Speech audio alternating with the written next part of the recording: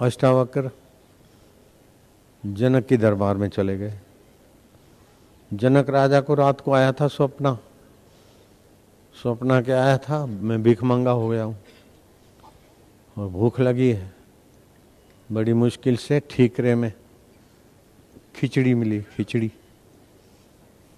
ले जा रहे हैं और चील ने मारा जर्क। ठीकरा तो गिर गया, लेकिन बाज पक्षी चील का पंजा, नाखून लग गए। नाखून हाथ को लगे, चील का झपाटा।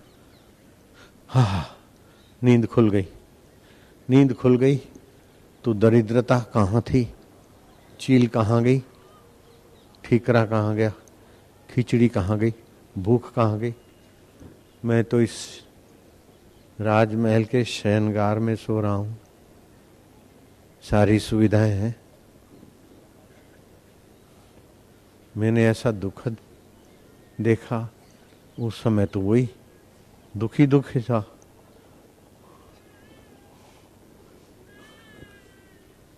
जनक का दिमाग, रात का भयंकर स्वप्न सोचते सोचते जनक ने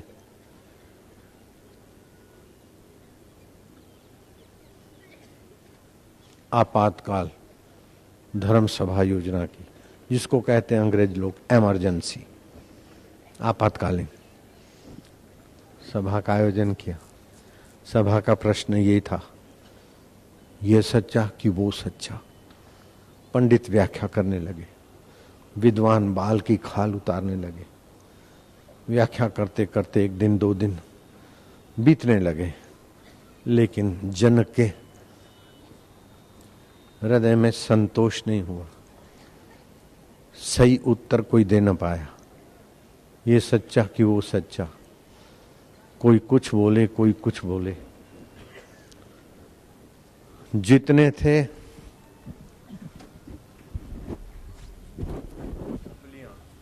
जितनी थी ढपलियां, उतने थे राग। अपने अपने राग आलापते गए। कोई समस्या का समाधान नहीं मिल रहा। ये सच्चा कि वो सच्चा। हाय भगवान, अब क्या करें। कहाँ तो भीख मंगे की चाल से कटोरा लेके जा रहे हैं। बड़ी दुखद अवस्था थी। इसको कटोरा ही मान लो। ये सच्चा कि वो सच्चा।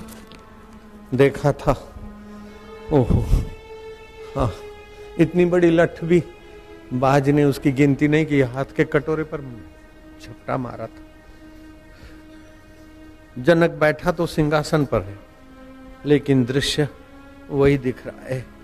हाय राम, ओ हे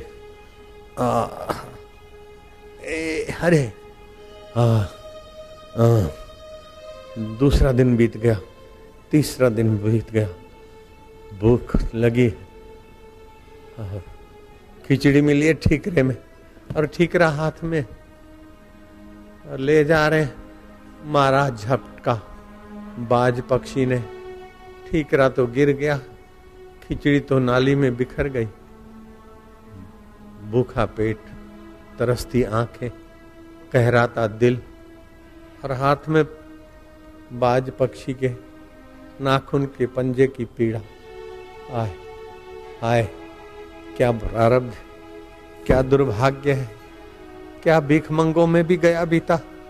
भीखमंगों को भी मिलता है तो पा लेते हैं। मुझे मिला तो क्या मिला, खिचड़ी, वो भी खत्म हुई। नीचे की कंकड़ और पत्थर वाली खिचड़ी की खुरेद, वो भी डांट डूंट के गया, भागे, देर से आया है, शर्म नहीं आती, ले जा, भूखा मरेगा। कितनी तो सुनी बांटने वाले कारभारी की, और वो लेके आ रहा था और बाज ने मारा झपटा और गिर गए। हाय, ओ होए, हे करते आंख खुल गई। प्रभात का समय था। इस प्रश्न के लिए आपातकालीन सभा योजी एक दिन बीत गया, 2 दिन बीत गया, सभा की मुद्दत बढ़ती गई।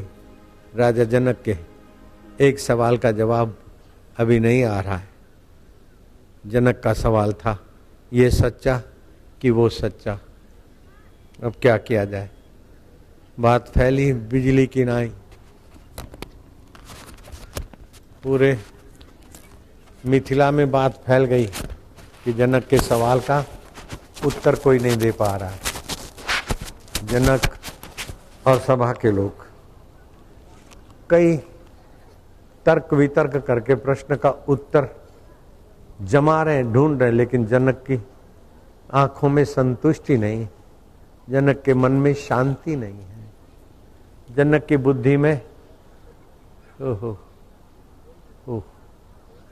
और जिज्ञासा बढ़ रही, उत्कंठा बढ़ रही कि हाय इतने पंडित, इतनी मेरी अक्ल, ओहो तीसरा दिन बीता जा रहा है।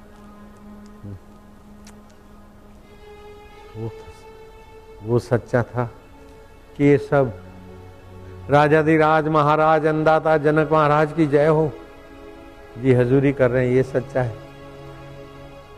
कि वो सच्चा था? अष्टावक्र को जनक के पुण्यों ने, अंतर्यामी प्रभु की कृपा ने अष्टावक्र को भीतर से प्रेरित किया। सुनी थी खबर, अष्टावक्र चले गए। जो ही राज दरबार में गए, टेढ़ी टांगे थी, छोटा सा कद था, काला वर्ण था, 8 शरीर में खोड़ खापड़ थे। उनको देखकर ही सभा के सभी पंडित विद्वान ठाका मार के हंस पड़े। अष्टावक्र ने कहा, भो भो पंडिता, सुनो सुनो पंडितों, तुम किस पर हंस पड़े हो? पंच भौतिक शरीर को देखकर हंसे हो या मेरे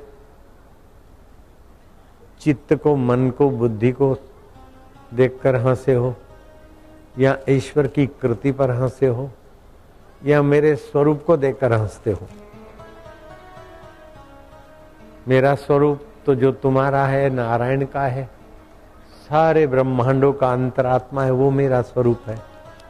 ईश्वर की कृति में हंसी करना बुद्धिमानों को शोभा नहीं देता, और शरीर को देखकर हंसना ये तो चर्म दृष्टि, चमारों की दृष्टि है। आप किस दृष्टि से हंसे हो? सारे पंडित चुप हो गए। ऊंचे आसन पर जनक ने उनको विराजमान किया। जनक, तेरा सवाल है, ये सच्चा कि वो सच्चा? पुत्र जनक 12 साल का, गुरु 80-90 साल के, सीता के पिता जनक को कहता कि पुत्र जनक, न ये सच्चा न वो सच्चा, ये होते होते बदलता है, जो बदलता जाए वो मिथ्या होता है।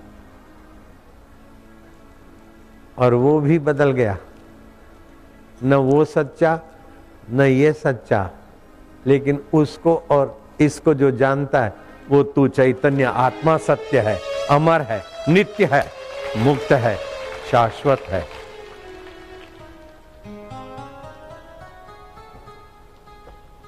निश्चिंतो भव, संतुष्टो भव, परितृप्तो भव। परितृप्त हो जा, संतुष्ट हो जा।